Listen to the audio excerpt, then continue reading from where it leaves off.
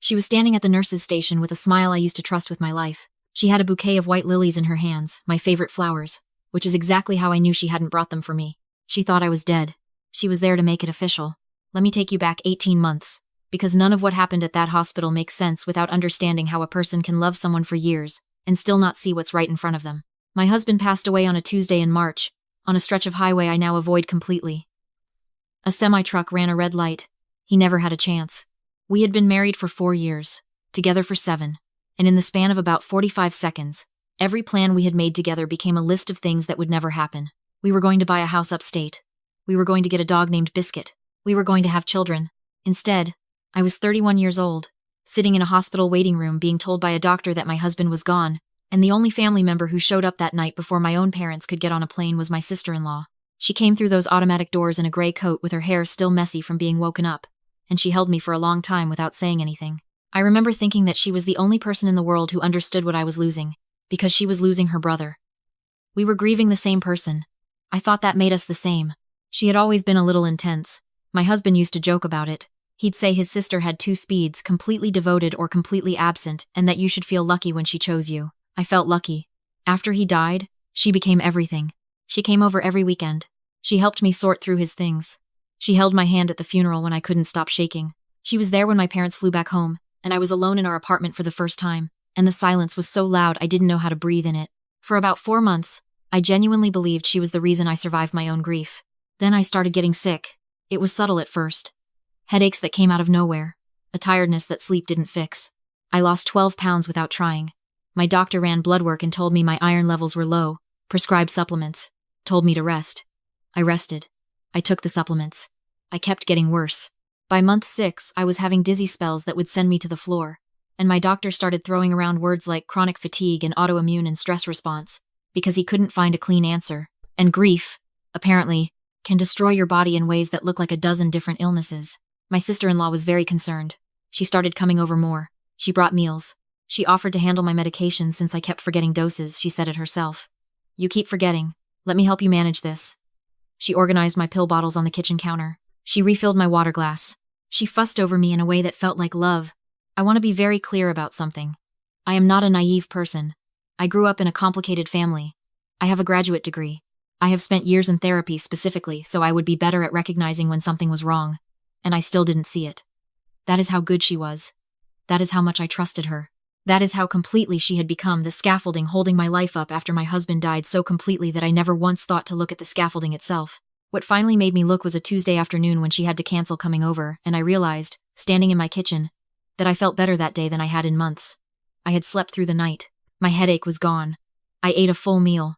I remember thinking it was strange, not suspicious, just strange because I hadn't done anything different.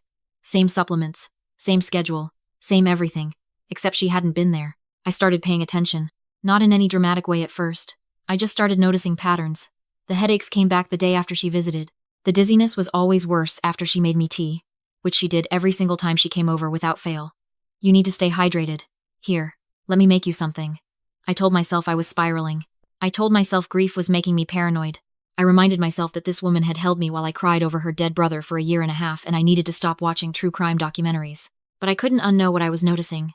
I bought a small camera the size of a thumb drive, and I put it on the kitchen shelf, angled toward the counter where she made my tea. The next time she came over, I watched the footage after she left. I watched her open my cabinet. I watched her take a small, unlabeled brown bottle from her purse, the kind you'd find in a vitamin shop, and add several drops to my cup before she carried it over to me. I sat on my bathroom floor for about an hour after that. There is a particular kind of devastation that only exists when the person who hurts you is someone you genuinely loved. It doesn't feel like anger right away. It feels like falling from a very high place and not yet having hit the ground. I kept thinking about the night my husband died. I kept thinking about her gray coat and her messy hair, and how she had held me in that waiting room. I kept thinking that she had probably already started planning this before his funeral was over. I kept thinking that my husband, her brother, her own blood died, and her first thought was about what I was worth. I thought about how close she had come to succeeding. I did not call the police immediately. I know some people reading this might think that's strange, but I want you to understand my reasoning. I had footage of her adding something to my tea. I did not yet know what the substance was. I did not know the full extent of what she had done, or what she was planning, and I had watched enough of my own story unfold to know that if I called the police, with only what I had, she would deny it, claim it was supplements, claim she was trying to help me, claim I was mentally unstable from grief, and given how sick I had actually been, given that my own doctor had been circling autoimmune disorders for months, she might be believed. I needed to understand the whole plan before I could stop it. I stopped drinking anything she brought me. I poured the tea down the sink while she was in the other room. I started secretly recording our conversations, and I started asking careful questions about finances, about the estate, about the life insurance my husband had left me, not because I didn't know the answers, but because I wanted to hear what she said. What she said was very illuminating. She had been doing research. She knew the exact value of my husband's life insurance policy. She knew about the property my mother had put in my name 2 years before she passed. She knew that if I were to become mentally or physically incapacitated, a legal guardian could be appointed to manage my estate. She brought this up gently, in the context of caring about my future, framing it as something we should plan for given how sick I had been. She mentioned, also gently, that she had already spoken to an attorney, just to understand the options, she said, just to be prepared.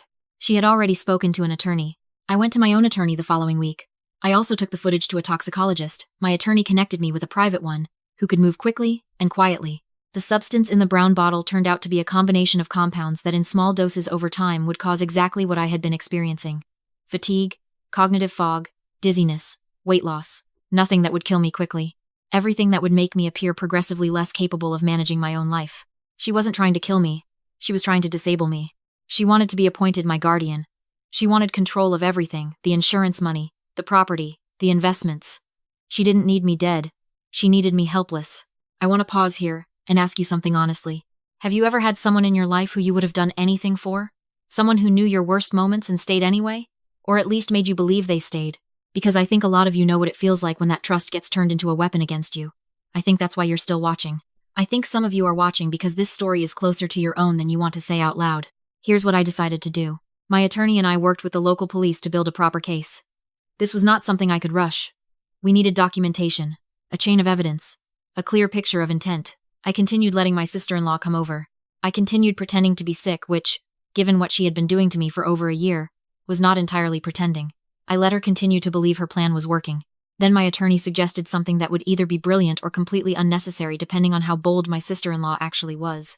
We arranged a trip. She had been pushing for months for me to come with her, to her family's cabin in the mountains, the cabin that had belonged to her parents, that she had inherited alongside my husband, and that now, with him gone, belonged entirely to her.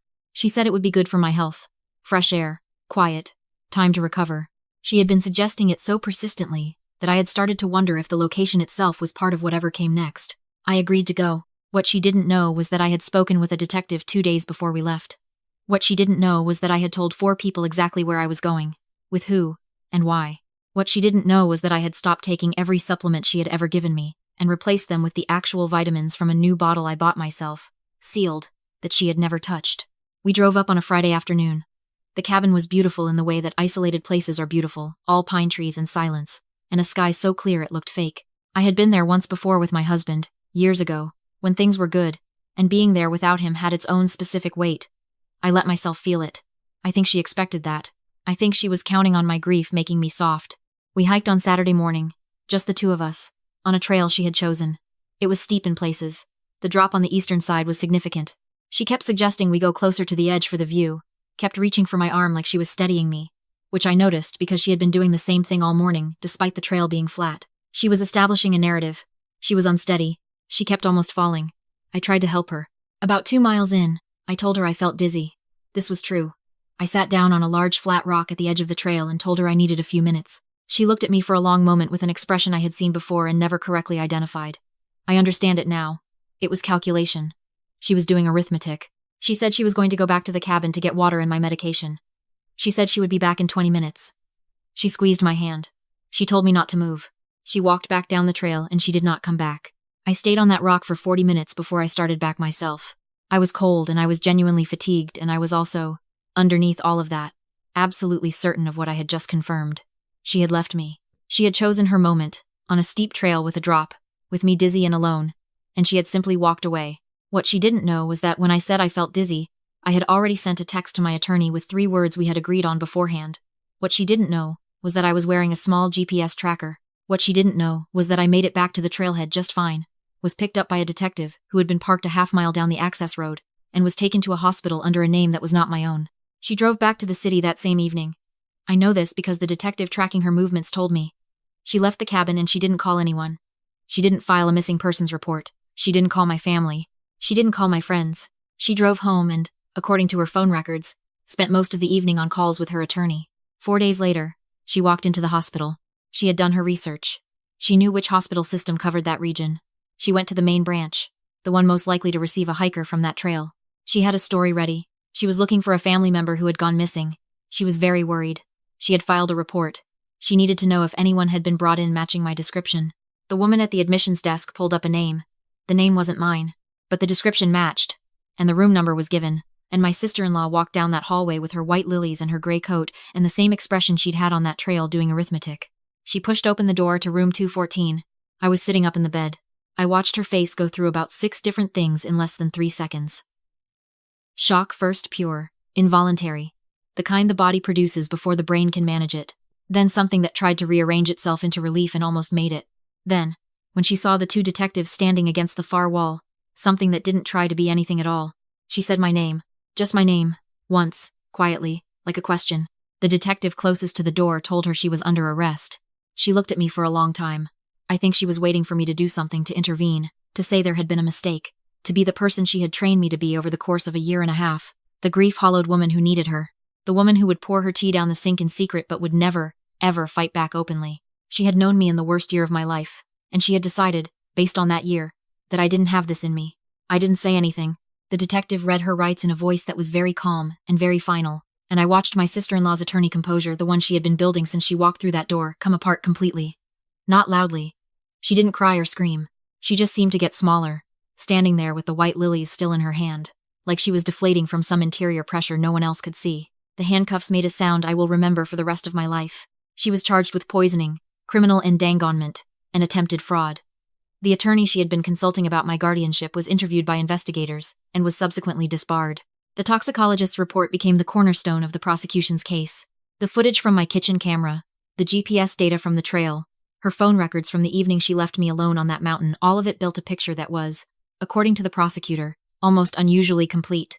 Her defense attempted to argue that the substance in the bottle was an herbal remedy she was giving me out of genuine concern, that she panicked on the trail and made a terrible decision, that she came to the hospital because she was frightened for me.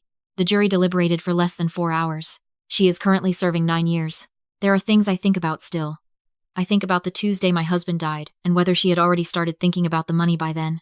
I think about all the moments I felt safe with her, the real safety, the kind that lives in your chest, and I wonder how much of it was performed and how much, if any, was ever real. I don't know the answer to that. I'm not sure I need one anymore. What I know is this. I was 31 years old, and I had already lost my husband and my mother in the same 2-year window. And the person who positioned herself as the one who would help me survive that loss was the same person making sure I wouldn't. There is a particular kind of loneliness in that realization. It sits beside you for a while. But here is the other thing I know. I survived. Not because I was lucky, though I was.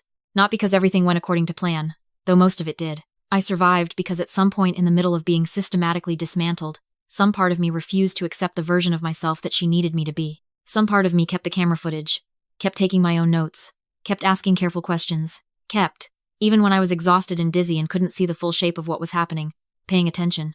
I think about the women who come through the things that I came through and do not make it out the same way. I think about the ones who never find the camera footage, who never notice the pattern, who trust the scaffolding until it gives way. I think about how easy it is to mistake devotion for love, especially when you are grieving, especially when you are being helped to stay sick enough that your own judgment feels unreliable. So if you are watching this and something in you is nodding, if there is someone in your life who stepped in right after your worst moment and has been standing between you and everything ever since, who manages your medication, or your money, or your decisions, in ways that are framed as care, I am not saying your situation is the same as mine. I am saying that you are allowed to look. You are allowed to notice what you notice. You are allowed to trust the part of you that has been quietly paying attention even when everything else feels too heavy. That part of you is correct. You don't have to set yourself on fire to keep someone else warm. You don't have to stay sick so that someone else can be necessary. And you do not owe loyalty to people who have only ever used your love as a door they walk through to take things from you. I keep my own calendar now. I manage my own medications. I adopted a dog. I named her Biscuit, because some plans deserve to happen even when everything around them changes. I have a therapist I see every week, and a small group of friends who know my full story, and I have learned, slowly, to let people in, without immediately handing them the keys. I am 33 years old and I am still here. That is enough. That is everything. If this story reached you today, I hope it reached the right part of you. The part that's been paying attention. Take care of her. She's been trying to tell you something important. And I will see you in the next one.